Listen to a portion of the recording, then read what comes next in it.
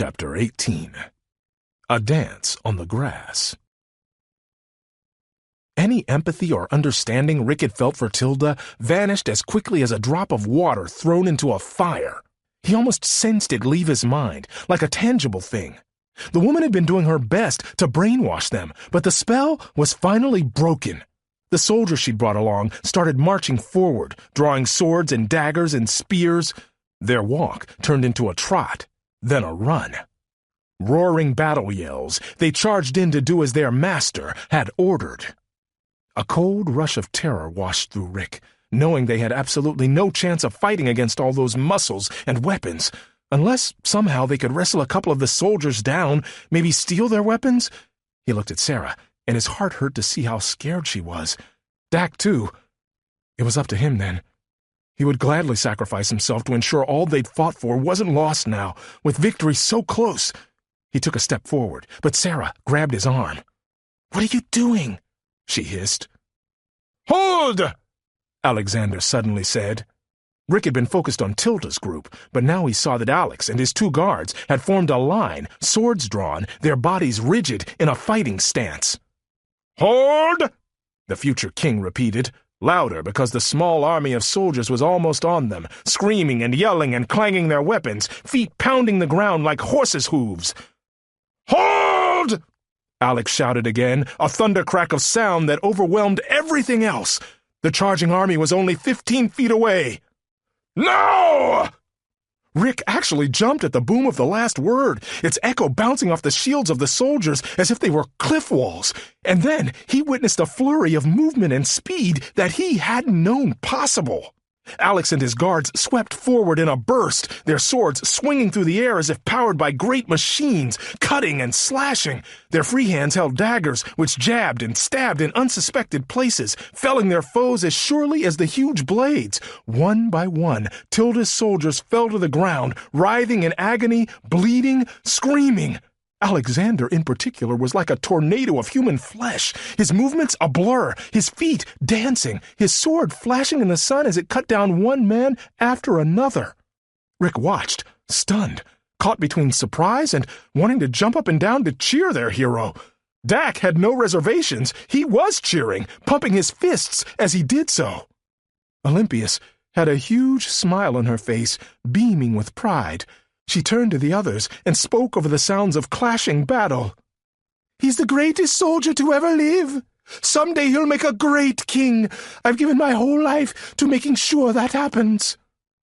That last part gave Rick the chills because he knew exactly what she had up her sleeve to ensure Alexander became the hegemon sooner than later. "Guys, look!" Sera shouted, pointing beyond where Alexander and his two buddies were slowly but surely winning their small war. Rick did as she said and saw Tilda running. She had the eternity ring gripped in her hands and was sprinting all out for a thicker grouping of trees on the edge of the huge lawn. "Not this time," Rick said, mostly to himself, already on the run to skirt around the soldiers and pursue Tilda. He was not going to let her get away. "Come on, before she warps again."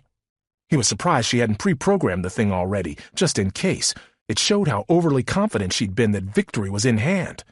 Dak and Sera stayed on his heels. He could hear them breathing, but he didn't dare take the time to look. Rick watched his step and watched Tilda, taking as direct a course as possible without risking a sword chopping off his head. Tilda reached the trees and disappeared behind a huge oak, just as Rick cleared the last soldier and started sprinting across the expanse of grass. He sucked in each breath and spit it back out, his chest heaving with exertion. It had been a while since he'd run so hard. They were so close to victory, so close, and he just knew that if Tilda got away again, she could ruin everything. "Hurry!" Dak yelled from behind him. "What do you think I'm doing?" Rick shouted right back, though he could barely get the words out.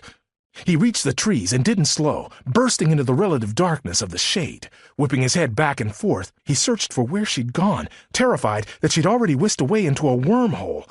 Rick finally slowed, knowing he couldn't risk passing her by, and Dak ran into him, knocking both of them to the ground. Rick grunted and struggled to get back to his feet, pushing Dak off of him. "Over there!" Sera yelled, pointing. Rick didn't pause to ask questions, pushing off the ground and exploding in that direction like a runner off the blocks. He rounded a tree and saw her, kneeling on the ground, furiously working at the controls of her eternity ring. Rick ran, going faster than he'd ever thought possible. Tilda looked up at him, her face fraught with worry, tensed and tightly pulled over her skull. He saw her hand moving toward the final button, the one that would take her away. "No!" he screamed, diving into the air. His shoulders slammed into Tilda's body, knocking the ring out of her hands. Out of the corner of his eye, he saw it land and bounce, finally coming to a rest in a big pile of leaves.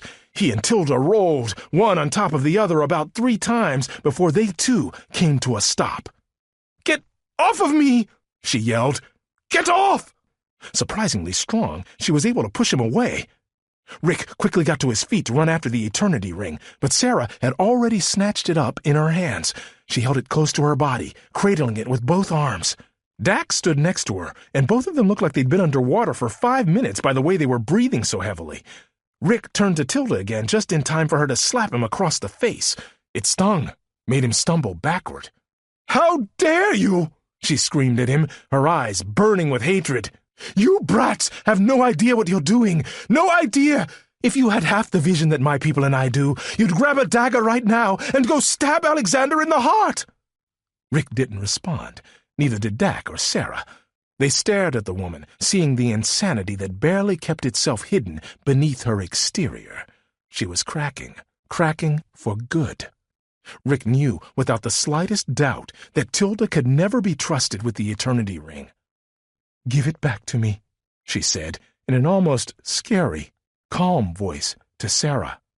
"Hand it over, nice and easy, and I promise the SQ will leave your parents alone." Sera let out a little gasp, and Rick knew the woman's words had hurt his friend, and just like that, he hated Tilda a little bit more, and made his decision. Walking up to Sera, he held out his hand. "I know what to do." She hesitated a second, and Rick could see the doubt in her eyes. Tilda had almost gotten to her, but she came to her senses, giving him a grim nod and handing over the device.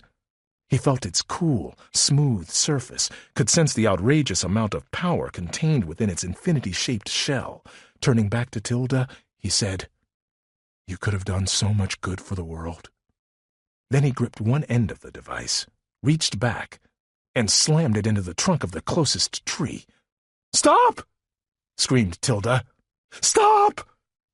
But Rick didn't stop. He hit the tree with it again, and again, and again. With all his strength, throwing his hatred for the woman into every single strike, he pummeled the trunk over and over until he heard a crack, then a bigger crack, then a metallic splintering, followed by more cracks. Finally, on one last heave, the eternity ring exploded into a mess of broken fragments, falling to the ground in a rain of sharp debris. All the while, Tilda wailed like a lost child. Chapter 19. Just Walk Away. Dak had mixed feelings as he watched Rick go crazy town with the eternity ring, smashing the thing into tiny bits. On the one hand, he relished the painful cries coming from Tilda. The woman deserved what she was getting, but on the other hand, destroying such a valuable piece of technology might not be the smartest thing his friend had ever done. But in terms of showmanship, the guy got an A+. When Rick was finally done, letting the last little piece of metal shard drop from his hand, he took a step backward and stared along with the rest of them at the ruins of the ring. Tilda's haunted screams had faded into more of a hitching series of sobs. Dak almost felt sorry for her, but then remembered what a master of manipulation she'd proven to be. Rick looked a little embarrassed for what he'd done, but Dak wanted to high-five him, though that seemed slightly inappropriate for the moment. Instead, he walked over and lightly patted him on the back. "You did the right thing," he whispered. "She brought it on herself." Sera was right next to them and agreed. "Let's go back. She can't hurt anybody anymore. The eternity ring's destroyed, and she probably spent every last penny hiring all those soldiers. Come on." Rick eyed Tilda, who seemed to be in total shock, still staring at the smashed parts of the ring as she cried. "How can we just leave her? Who knows what kind of trouble she can stir up. She's Tilda, man. What are we going to do? Sera replied. Kill her? Throw her in jail? Maybe in the opposite order, Dak said, hoping a laugh could relax everybody a bit. But instead, he got two cold looks in response. I don't know. Aristotle can figure out what to do with her. You're right, Sera said. It's not really our place. We've done enough damage making sure she's stuck here forever. Let's go back and check on Alexander. Rick muttered something that Dak couldn't hear, then stormed off through the trees in the direction of the lawn. Sera followed, and Dak had taken one step when he heard Tilda say something from behind him. You'll regret this, she said, her voice barely above a whisper. Oh, please, he responded. Leave it alone, Tilda. Aren't things bad enough? She didn't respond. She only turned from him and walked away. Quite the sight awaited Dak when he caught up with Sera and Rick. Every last soldier that had come at Tilda's command to kill Alexander either lay on the ground with nasty wounds, some of them dead and unmoving, or knelt on the ground, their hands tied behind their backs. Swords and daggers and clubs, smeared with blood, littered the green canvas of the lawn. Alexander stood by Aristotle, surveying the scene, while Olympius was gone, maybe to call help to clean up, arrest people, whatever needed to be done. The philosopher seemed quite relieved to see that Dak and the others had survived their own little mission. The relief on the man's face made Dak feel happy from top to bottom. Do you think we've done it? Aristotle asked them after congratulations and explanations were done. Have we saved Alexander, prevented the prime break you told me about? Dak was at a loss for words. The man seemed to think they had all the answers, and he guessed it made sense since they were from the future and all, but he was the dude who started the historians. Deep down, Dak was hoping the guy would tell them, You've done it. All is right in the world. The cataclysm is no more. Let's party. Instead, he was asking them for reassurance. After an awkward silence, Sera finally answered, Honestly, I don't think we know. Things haven't happened like we expected. I mean, we were supposed to save Alexander from a guy named Pausanias out in the army camps of his dad. Pausanias? Alexander repeated, his tone harsh. He'd been cleaning his sword, but he was now all ears, his body rigid with attention. The nobleman? The man who's been serving as one of my father's bodyguards? Sera stammered to answer, but nothing coherent came out. Dak took over since he was the one who knew the history the best. That's him, he said. I know it can't be good to hear, but your mom hired that guy to kill King Philip so that you could become the king sooner rather than later. She didn't want him to kill you, of course, but you showed up and, well, you know how things go sometimes. Bada boom, bada bing. And you died, too. Rick gave him a sharp look. Seriously? What a way with words you have. I'm just telling him how it is, or was, or whatever. He faced Alexander again, whose face had grown about 5 shades of red darker. But then Tilda started jumping around time and changed everything up. We had to come back here and save you, and now that you know what's going on, you'll be safe, right? He hated to think Rick was right, but Dak didn't feel like a single word popping out of his mouth had made a lick of sense. Alexander didn't look well. He stared at the ground, his eyes afire, his face growing even redder, and his chest heaved with breaths. Alex? Aristotle asked. What's wrong? We've made things right, and there's still plenty of time to stop your mother from her ill-fated plan. Just let me handle her, okay? But Alexander wasn't listening. He backed away, still not looking anybody in the eye, shaking his head, fuming with anger. Olympius appeared then, with a host of servants and guards to start the cleanup process. When Alexander saw her, he went ballistic. How could you? He screamed, the words ragged as they tore from his throat. How could you do this thing? And then he was running toward the stables, not listening to anyone who tried to get him to come back. Dak looked at his friends, then back at Aristotle. Everyone seemed frozen to the ground, stunned, unsure of what to do. Olympius marched toward them, pulling up in front of the philosopher, furious. Why? She spat at him. Why are you meddling so much? I know what's best for my son and his future. Only me. I want you to leave here at once." The philosopher was unfazed. "You have to stop this nonsense, Olympias. Let matters follow their own course now." "Philip will die," she yelled. Not a trace of her dazzling self left from when Dak had first met her. She shook, and her skin was an unnatural color of rage.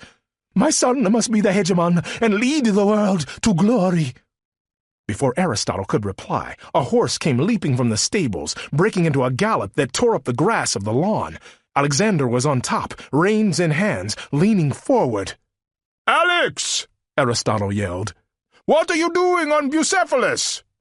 Bucephalus? Dak thought. What a weird name for a horse.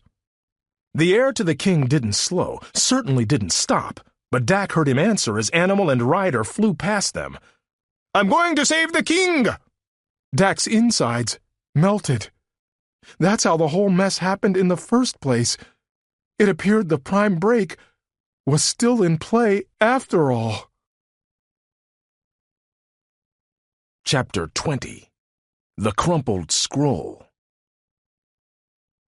In the next few minutes there was a lot of yelling, a lot of arguing, also a lot of standing around looking at one another with blank faces. Rick watched it all in silence. Aristotle scolded Olympias. She scolded him right back. Dak and Sera tried to convince a whole host of different people to get on horses and chase Alexander down, force him to come back before he got himself killed, just the way the original history played out.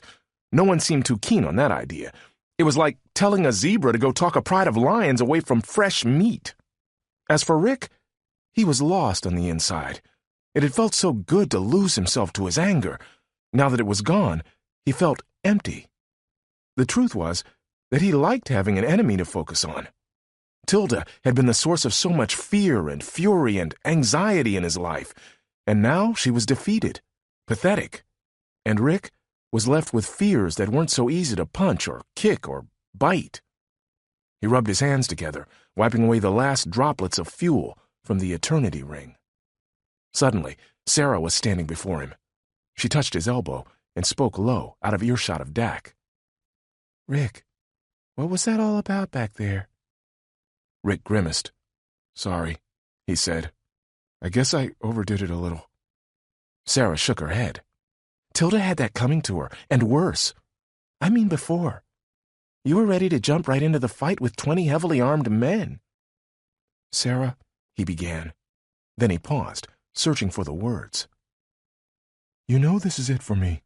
I can't risk going back to the future when we're done here. The mission is important," Sera cut in. "But so are you." She gave him a look that was somehow friendly and dangerous at the same time. "Ever since 1850, you've been way too willing to sacrifice yourself for the mission. You've thrown yourself in front of swords, spears, and bombs. It's got to stop, Rick. Even if you really can't come back to the future, that doesn't mean you can't have a future of your own." Rick blinked, mutely, unsure what to say to that. Had he really been that careless? Had he been acting like a hero, or a lunatic with a death wish? "You two want to join us?" Dak hollered. "We need to make a decision." "Well, you won't do it in my home," Olympias announced. She'd recovered some of her earlier hauteur and once again looked like a princess. "Aristotle, you've done great things for my family, but you're also paid in kind. You're no longer welcome here." She raised a hand when he started to protest. "No, please. Enough quarrels for one day. Please respect my wishes and leave. Immediately." "Respect?" Dak blurted. "You want to talk about respect? Not only are you planning on killing the king, you know now that it could very well mean your kid dies too, and you're not going to do anything? What kind of person are you anyway?" Sera touched Dak on the arm, her eyes down. Rick felt for him, but he also knew there was nothing they could do to change things through Olympias. "Hey," Rick said to his friend. "Dude, just let it go. Come on." "Yes," Aristotle agreed. "It's plain that dealing with this woman can no longer lead to solutions. Dak, Sera, Rick, let's go and gather our thoughts in a place more welcoming than here." They started to walk off, and Olympias called out some parting words. "Never come back!" They found a little alcove in an abandoned warehouse where the smell of fish and salt and rotting meat mixed with the scent of flowers that covered the grounds nearby. It all combined into something that wasn't altogether unpleasant, and for some reason it made Sera's stomach rumble with hunger. They sat on old benches of stone, cracked and dirty, and tried to figure out what they should do next. "Look on the bright side," Dak said. "We're no worse off than before. Actually, we're better off in some ways. We still have to stop this Pausanias dude from killing Alexander, which was right where we started, but at least we know that Tilda is out of the picture, right?" Sera didn't think that was much to get excited about. "Yeah, I guess. But now Olympias can warn her man, make sure he's more careful." "But," Rick said, "that might be good too. She obviously doesn't really want to kill her son. Maybe she'll drive that through the guy's head. Don't kill Alexander, no matter what." Aristotle was shaking his head. "All excellent points, but I fear you're missing the most important. Whether or not Pausanias means him any harm, Alexander is now out for the man's blood. If Alexander defends his father or avenges him, Pausanias will fight back to protect his own life." Dak scoffed at that. "Did you see the way he mowed down all those soldiers out there? Unless this Pausanias guy is Hercules or something, I think old boy Alex will be just fine." Except he wasn't. Sera didn't mean to be flippant, but it was the sad truth that Pausanias had killed Alexander, no matter how great a fighter the heir to Philip might have been. He died, and there's nothing to say it won't happen just like it did in our history books. Dak opened his mouth for a retort, but then left it hanging there. She was right, and he knew it. "So, what do we do?" Rick asked. Aristotle gave the answer. "It's quite simple, really. We use your time device to jump ahead a few days to the future, traveling to the camps of King Philip. Once there, we do everything in our power to keep Pausanias away from the hegemon and his son. I still have a lot of sway, I believe." Sera liked to hear him sound so confident. "Perfect. That's about the best plan we can hope for. I just hope they believe us." Before anyone could respond to her, a soldier appeared from around the corner, collapsing in a heap right in front of their benches. He was ragged and bruised and bloody, gasping for each and every breath as if his lungs had been punctured. Sera recognized him as one of Tilda's men. She jumped up in fear, but then realized just how weak the man was, not a threat at all. Everyone else had stood up as well. "Aristotle," the man wheezed. The philosopher knelt down by the man, though keeping his distance in case it was a trap. "Yes? What is it?" "You spared my life." The man's face pinched up in pain, and he took several long, struggling breaths. "I want to repay you." He reached out and opened his hand, where a scroll had been clutched between his fingers. Aristotle stood up, took the scroll, unrolled it, then read through it quickly. When he was finished, he looked right at Dak. "When you told me your story, you mentioned something about your parents possibly being in this time period. Correct?" Dak nodded uncertainly. "Yeah. What's going on?" "They have the name Smith, just like yours." "Yes." The philosopher's face creased in concern. "An unusual name for these parts, so I can't imagine it to be a coincidence." This time it was Sera's turn to yell in frustration, Aristotle or not. "Tell us!" The man complied. "It looks like your Tilda gave us one last blow. If I understand correctly, Dak, your parents have been sent to the front line of King Philip's upcoming battle." He slowly shook his head back and forth, even sadder than before. "A place where almost no one survives, I'm afraid."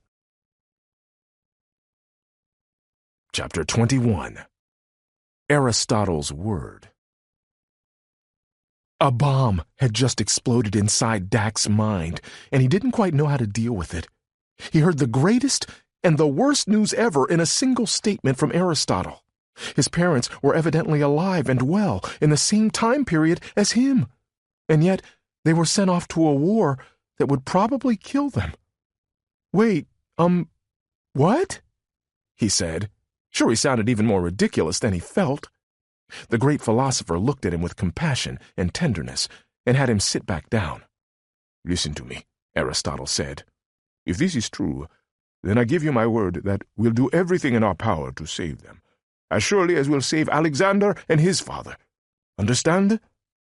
Dak nodded. His chest hurt from the stress and worry, but he stayed quiet and waited for the full explanation. Aristotle continued. "This is a magistrate's report from the office of the hegemon." He held up the scroll and shook it like a flag. "2 people of foreign descent were turned into authorities by a woman and her soldiers. The woman's name is listed as Tilda, and the slaves as the Smiths. Yes, slaves. Now hear me out." Dak's eyes had swollen to the size of grapefruits, but he stayed silent.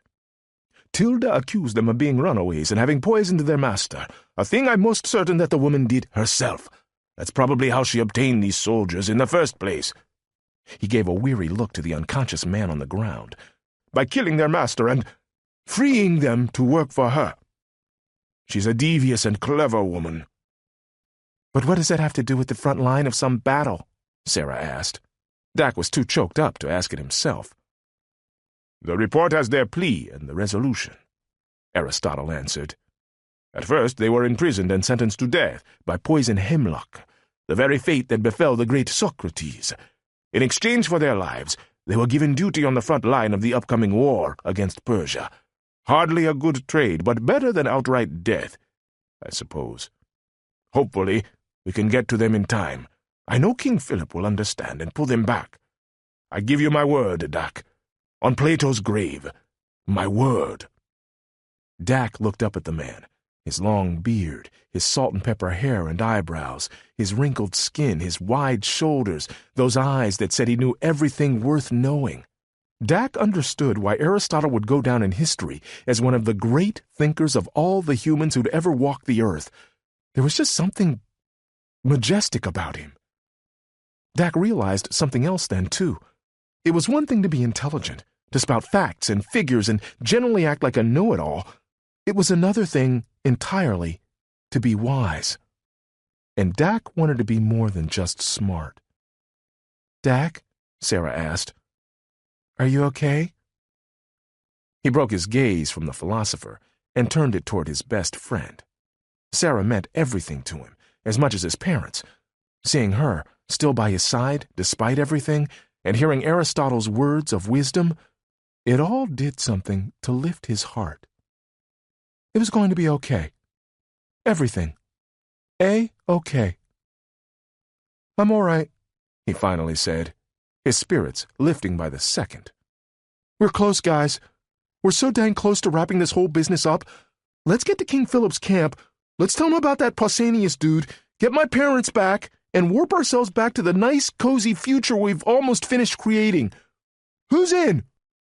The smile that broke across Sera's face was more full of relief than anything else, but she put her hand out like a quarterback in a football huddle.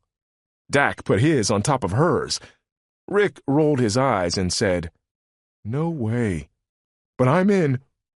Dak gave Rick a dramatic glare. "Don't leave us hanging, dude." With a sigh, Rick laid his hand on top of theirs, and the 3 friends gave a small cheer. Aristotle seemed baffled by their hand gesture, but his expression showed a trace of excitement. "Let's find some help for our poor soldier here." The man's breathing was shallow, but steady. "Then we rest, eat, and make preparations. When we're ready, we'll use your magical device to go exactly where we need to go." 2 days later, Sera stood with her friends, and the philosopher, of course, on a rise that stood above a huge, sweeping valley that seemed to stretch beyond the horizon. It was like a city with no permanent buildings. Tents filled it from one side to the other. Cook fires, temporary pens for animals, and storage sheds for food and weapons dotted the scene, and men and women streamed through the valley. "I certainly never thought I'd come to this area," Aristotle said, almost reverently. Sera thought she heard a hint of fear in there somewhere, too. "I've been receiving reports about the hegemon and his growing army for some time now, but to see it firsthand, it takes the breath away. I don't like to think about what all those soldiers will do when they march across the continent." "We're not here to judge," Sera said. She'd struggled plenty with her conscience in the course of fixing the brakes. She still wondered whether she could have done more for the people she'd met, but the consequences of meddling with history boggled her mind. In the end, all she could do was take the historians at their word, set history on what they claimed was the proper path, and hope for the best. "No judgment here," the philosopher replied after a few moments of considering her answer. "I'm just in awe of the power of an army, and I don't like thinking about what happens during the horrors of war and conquest." "I used to," Dak said quietly. Sera expected him to say more, but he didn't. Rick turned his back on the sight and faced his companions. "Let's just get the job done. We've come this far and we've done what we were supposed to do. Let's finish it. Nothing could be worse than the cataclysm." Aristotle made a harumphing sound. "What's our plan of action?" Sera asked her friends. "What do we do first?" "Oh," Aristotle replied, "I suspect that we don't have to do much of anything." "What do you mean?" Sera replied. The man gestured with a nod of the head toward the camp below them. "You'll see soon enough. Our hegemon didn't get to where he is today by letting strangers just appear at his camps without explaining themselves thoroughly. Watch and see." They all turned to face the valley again, and it wasn't more than a minute later that a group of horses came galloping out of the mass of soldiers and up the dry, grassy hill, their hooves kicking up dust in a cloud. One of the animals broke away from the rest of the crowd and charged in, the man atop its back dressed in light armor, his golden helm hiding most of his face, but the eyes and mouth made Sera think the guy wasn't a very happy person. He looked as if he'd run right over them, but he pulled up his horse at the last second, making it rear back on its two hind legs. Then it settled with a loud neigh, and the man spoke in a gruff voice. "You've crossed onto forbidden ground. Down on your knees, now!" Aristotle obviously intended on taking no such treatment. "Listen to me, young man. We are here to speak to the hegemon. My name is—" "I don't care what your name is, old man." He pulled out a short whip and slashed it through the air, striking the philosopher across the face. Aristotle yelled out in pain, crumpling to the ground. "Hey!" Sera screamed. "Do you have any idea who that is?" The man raised the whip again, and Dak and Rick both jumped in front of her, staring up at the fierce soldier. Sera didn't know if she'd ever seen them do something quite that brave. The man lowered his arm, but spat, his saliva splashing on all of them. Then he turned to the others who'd come with him. "Tie them up! Gag them! Throw them in the pit! Tomorrow, they hang!"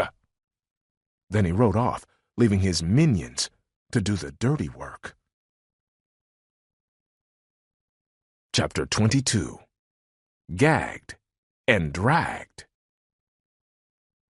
Everything the jerk of a soldier had said became true, one detail at a time.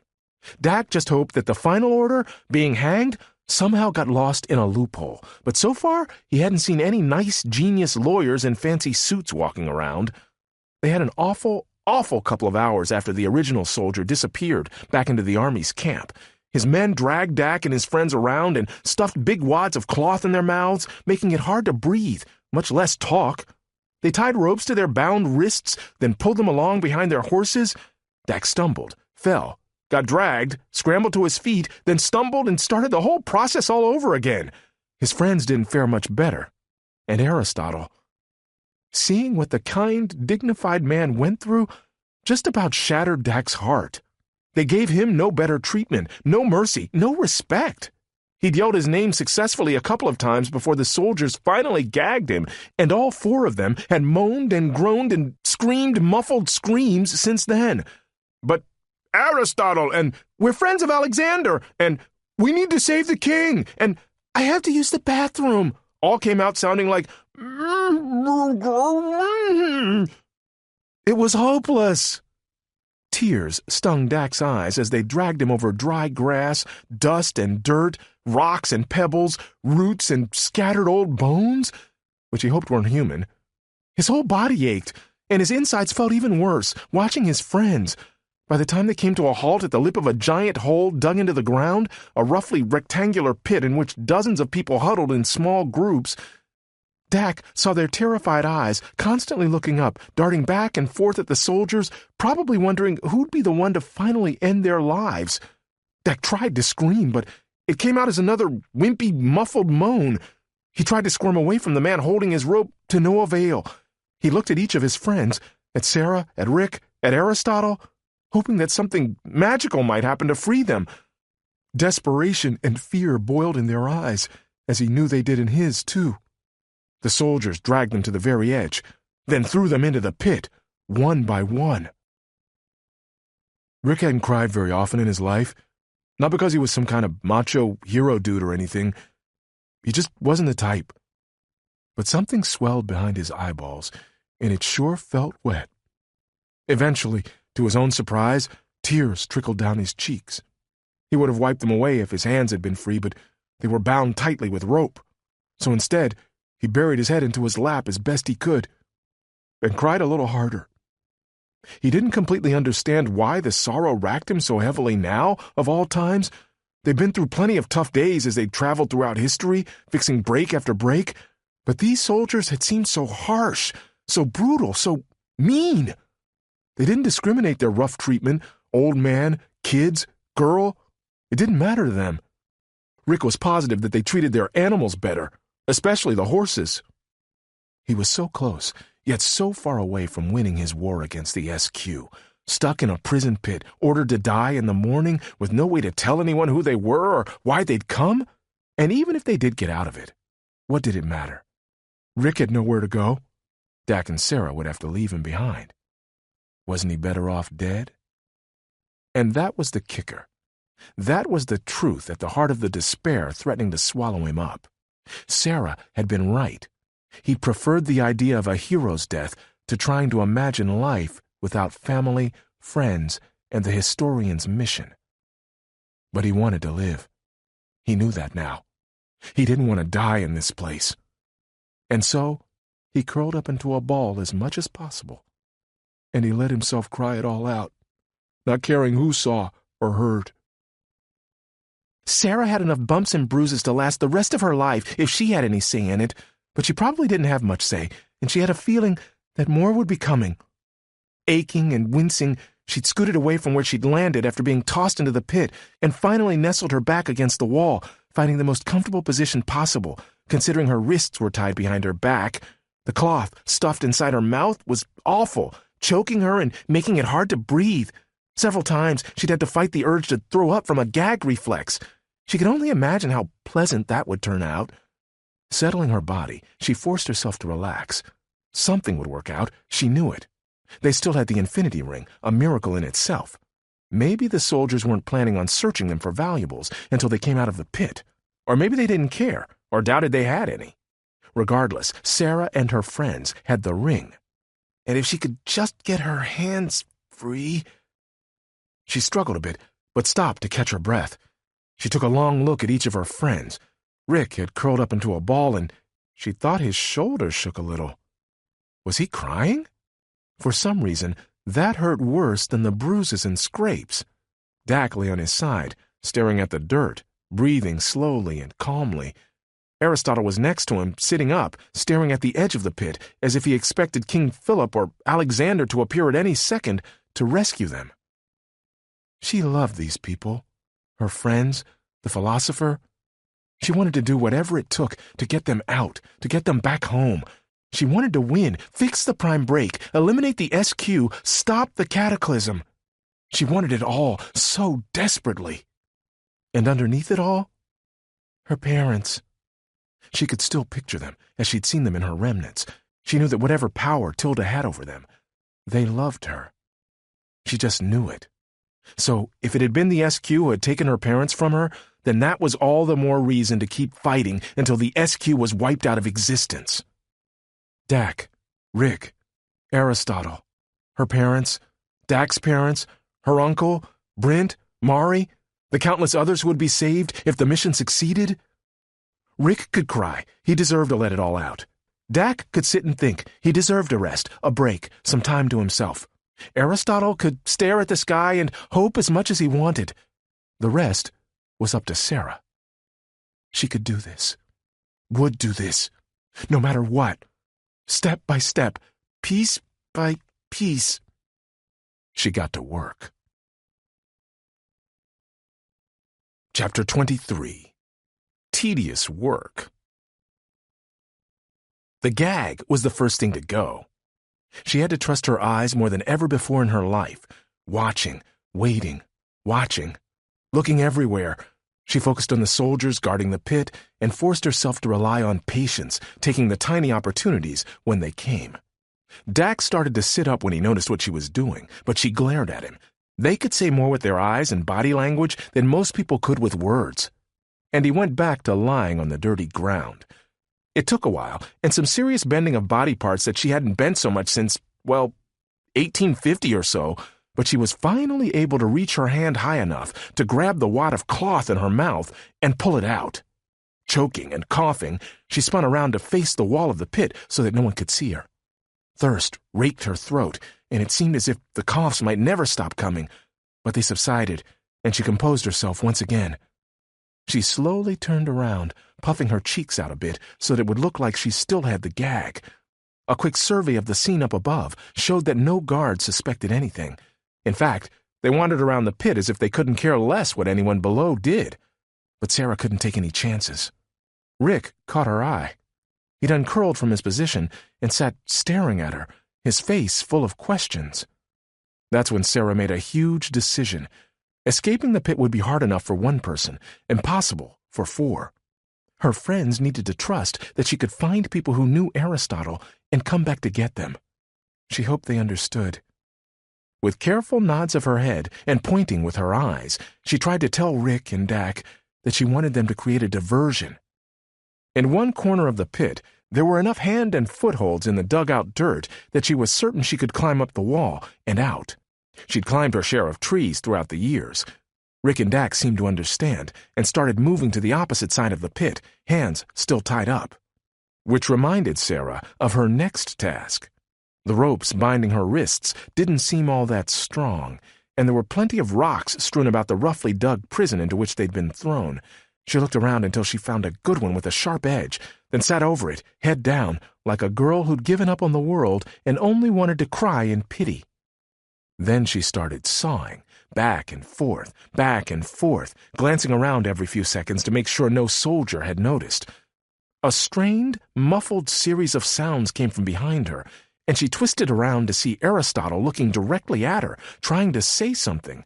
She shrugged to let him know she couldn't understand, and he stopped making the moaning noise. But then his face took on a calm, commanding presence, almost magical, that seemed to fill the air with some kind of unearthly communication. She felt it, and it encouraged her. He was telling her that he was proud, that he knew she could do this. She went back to her task, working harder to cut the ropes. "You there!" a man yelled from the lip of the pit. Every cell in Sera's body froze solid, and her heart dropped. Still crouching over the rock, she slowly looked up. A soldier stood on the very edge, his toes hanging over. He was pointing, but not at her. He was pointing at Dak and Rick, who bounced on their feet as if they thought they could jump right out of the pit. "Where do you think you're going?" the guard asked, a hint of cocky amusement in his voice. "Trying to get in some exercise so you'll be nice and fit for the hanging tomorrow?" He bellowed a laugh that made Sera want to strangle him, and some of the other soldiers joined in. One picked up a rock and threw it at Dak, though it missed, kicking up a little puff of dirt where it landed. Sera couldn't help them, not now. Her best bet was to use the diversion. She sawed vigorously, biting her tongue between her lips with the effort. Finally, the rope snapped in two, and the frayed fragments fell from her wrists. She quickly squatted over them and kept her hands behind her back, waiting to see if any alarms or shouts arose from the soldiers. But every last one of them continued to mock and throw things at Dak and Rick. Sera was free, loose, Too bad she was at the bottom of a huge pit with soldiers all around her.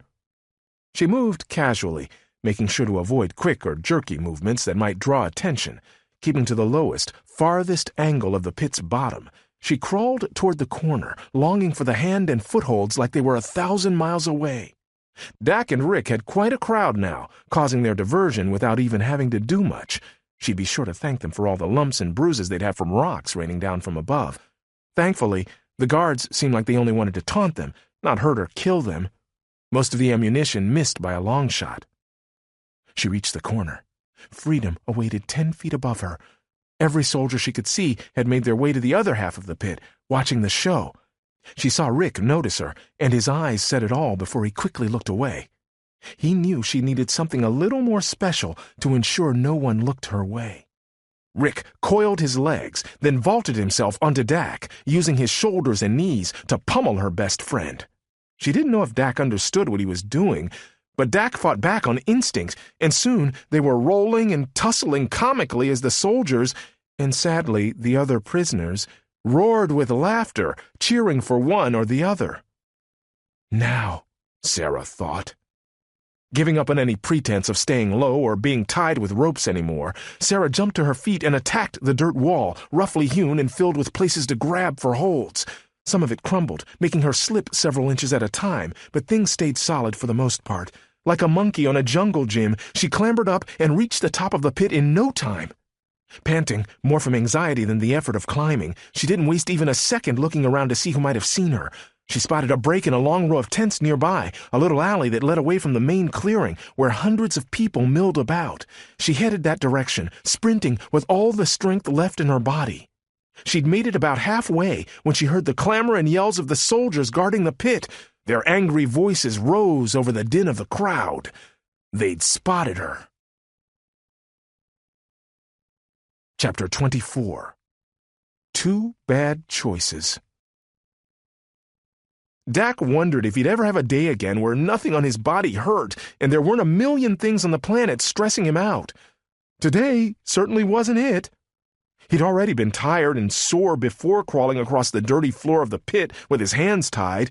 Then you added in the nice element of rocks raining down from the sky, a few of them lucky enough to smack him in the shoulders and back. To top it all off, Rick decided to go insane wrestler dude on him, jabbing with his elbows and knees in all kinds of places that didn't feel so hot. Dak had fought back, knowing that it was for Sera, but that didn't mean he had to like it. And it had worked. He knew it. He'd seen her disappear over the lip of the pit, and she'd had plenty of a head start before the soldiers started yelling and chasing. He knew his friend, and he wouldn't even allow the thought of her getting caught to enter his mind. At least he had the pit as a measuring stick. As long as she wasn't hauled back and thrown in, he had to assume she was safe. Unless... Again, he blocked off his mind from terrible possibilities. Rick lay on his side, facing away from Dak. The poor guy, Dak thought. Something about him seemed to suggest he'd finally run out of steam. He reminded Dak of a balloon that held on for as long as it could after a birthday party, clinging to the ceiling, but then eventually sank to the floor, a wilted, crumpled heap of rubber. Dak felt it too, but he still had hope. Once someone figured out they had Aristotle in their prison pit, surely all would be well in the world again. The Let's Throw Rocks at Dak and Rick show had ended as soon as a guard had spotted Sera running away, and most of the guards had left in pursuit. Several returned now, but Dak couldn't tell from their whispers or body language if she'd been captured. The fact that they didn't bring her back, of course, was a very good sign. Unless... One of the soldiers lowered a wooden ladder into the pit, steadied it, then climbed down, followed by two others. Dak shifted around to fully face them, sitting on his rear end, feeling like a lassoed pig. The three guards were armed, and one of them actually had his sword in hand, using only the other as he descended. Though Dak held on to the hope that they had come down for some other purpose, it was quickly dashed. They headed straight for Rick. Rick noticed them at the last second, jolting and squirming as he tried to get away from them. Useless effort, of course. They snatched him under the arms and hauled him to his feet, then dragged him to the closest wall of the pit, where they, very ungently, threw him back down into the dirt. He landed with a heavy thump and a grunt. Next, they came for Dak, who didn't resist when they did the same thing to him. A few seconds later, he was sitting next to Rick, his backside a little sorer than it had been. Not surprisingly, Aristotle was their last target, picked up and dragged along to join the two boys with whom he'd arrived at the camp. The soldiers treated him just as roughly, and Dak wanted to hit somebody, really hard. Once the three of them were all lined up, the guard who'd come down the ladder, brandishing his sword, stepped right in front of them. He looked at one of his partners and gave a curt nod. That man came forward and yanked the cloth gags out of each prisoner's mouth. Dak coughed and spat when his came out, feeling the sweet rush of air, which only made him thirstier. The soldier threw the wet, slightly bloody pieces of cloth onto the ground and took a place behind the guy in charge. "Listen to me well," the man said. "You're the first people to wander into our camps since we heard of ill tidings toward our king and hegemon. On the cusp of the greatest period in Greek history, we have neither the time nor patience to ask who you are or what you want. We've been ordered to take the utmost of precautions and not to trouble our great leader." This dude is good at speaking a lot of words without saying anything, Dak thought. "Do you know who I am?" Aristotle asked, his voice a scratchy rasp. The soldier's face showed no emotion. "I don't care. If you were anyone of importance, you'd know to stay clear of these lands." "I'm Aristotle," the philosopher yelled, as loudly as his weakened condition would allow. "I practically raised the son of the great king of whom you speak. I demand you take me to him so we can clear up all this nonsense. I demand you free my friends." "Aristotle?" the soldier barked, looking around at his comrades. "Look, man, the greatest philosopher in all the world sprouted wings and flew here from Corinth. His powers are even mightier than I thought." "I can explain, you fool. The hegemon and his son are in great danger." The soldier dropped to one knee and leaned toward them so quickly that Dak recoiled, knocking the back of his head against the hard dirt of the wall. "I know," the man said. "We know all too well, which is why we've been ordered to deal with lunatics like yourself who come marching into our camp." He stood back up, brushing dust from his knee. "You have two choices, prisoners, and consider yourselves lucky that it's not only one.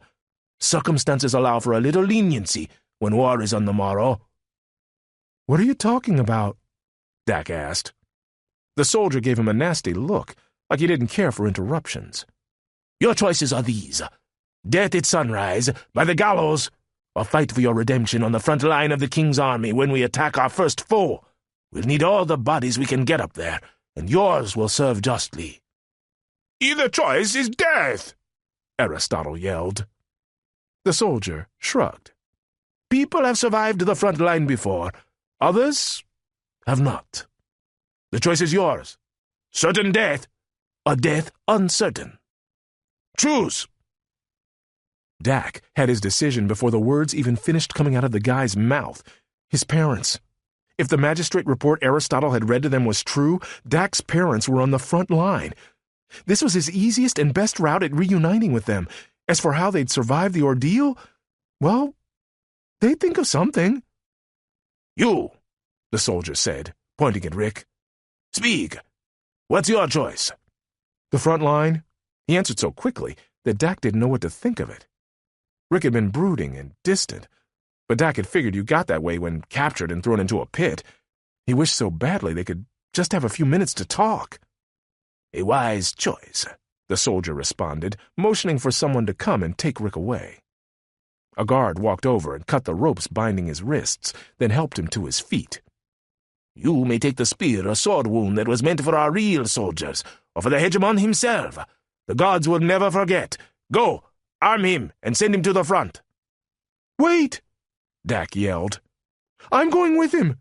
That's my choice." The soldier grunted. "You're barely the size of a rat, but your flesh can capture a spear as well as any other." "Fine, take him as well."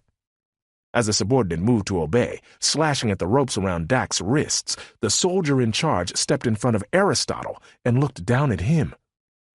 "And you, old man, the glorious philosopher who can fly, what say you?" Aristotle glanced over at Dak with sad, haunted eyes, then at Rick.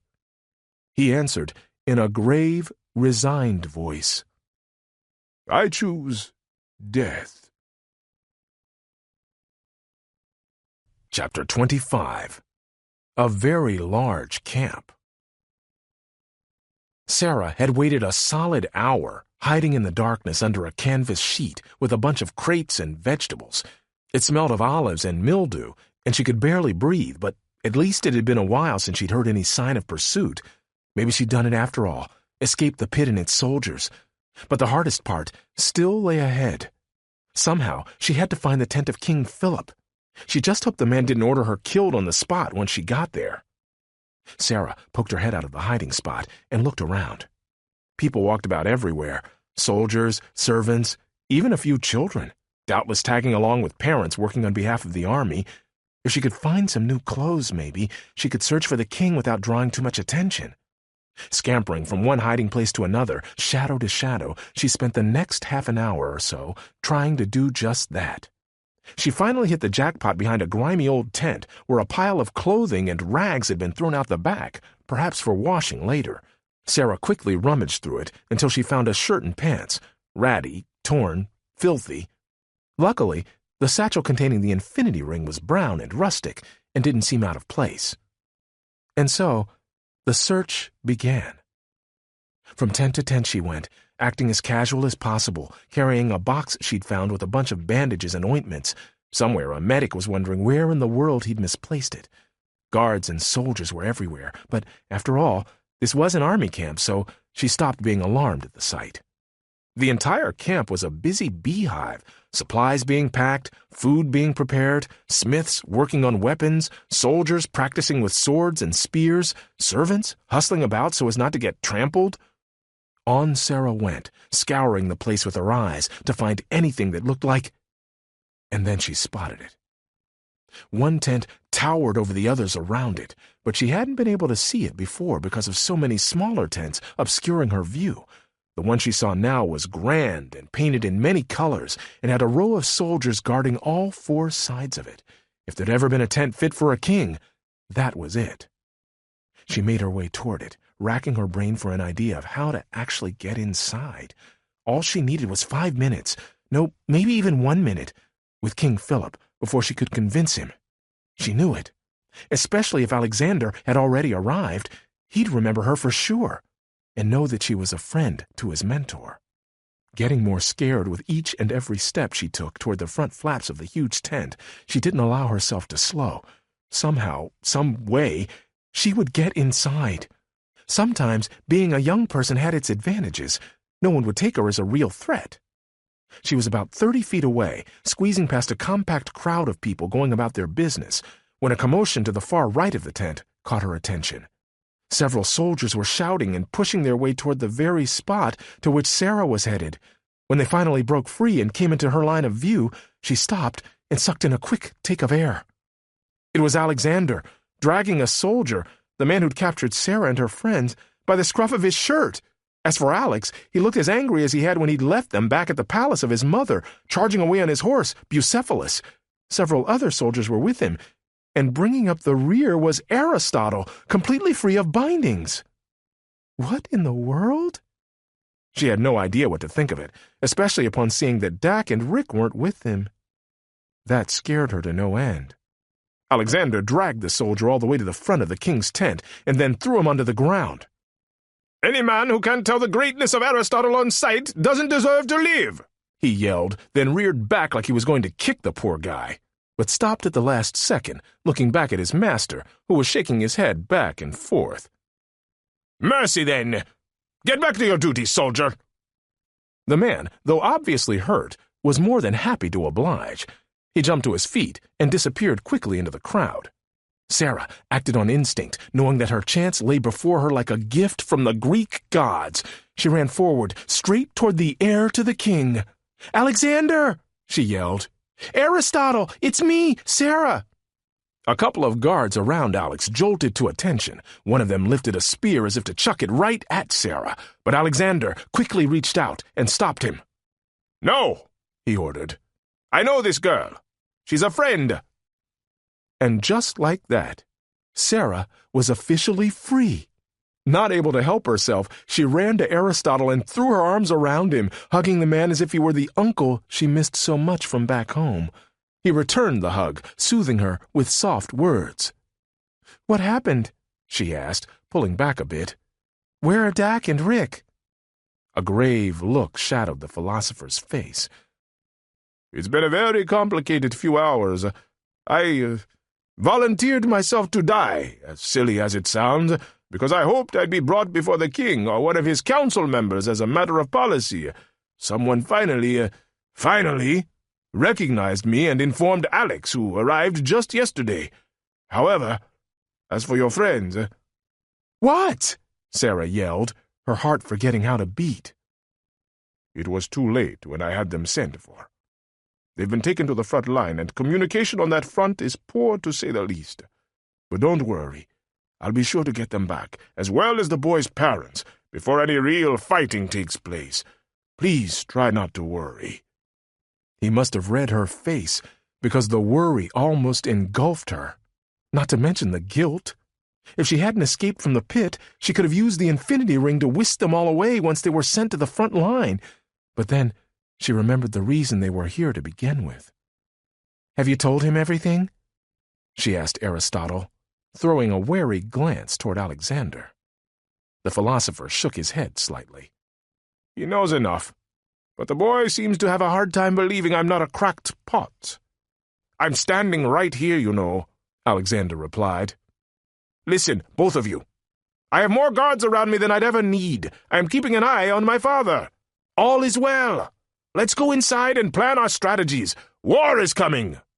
Aristotle gave Sera a look that was almost comical. A what-are-you-gonna-do look. They followed Alexander and the rest of the soldiers and guards into the grand tent of King Philip. Upon entering, Sera's chest swelled with awe. There were fancy carpets and bronze bowls with red-hot coals and thick pillows strewn about for sitting, and, most majestic of all, was the king himself. It had to be him, sitting in a gilded chair, gazing intently at a map rolled open on his lap. Sera was excited to meet him and wished Dak could be there with her, but as it turned out, there was no time for introductions. The king stood when he saw Alexander and gruffly handed the map over to a young page waiting beside him. "Son!" he yelled, with not a hint of joy at seeing him. "Your timing is impeccable. I've just been told that the Persians have taken the initiative and are moving in rapidly. Our front line will soon be under attack."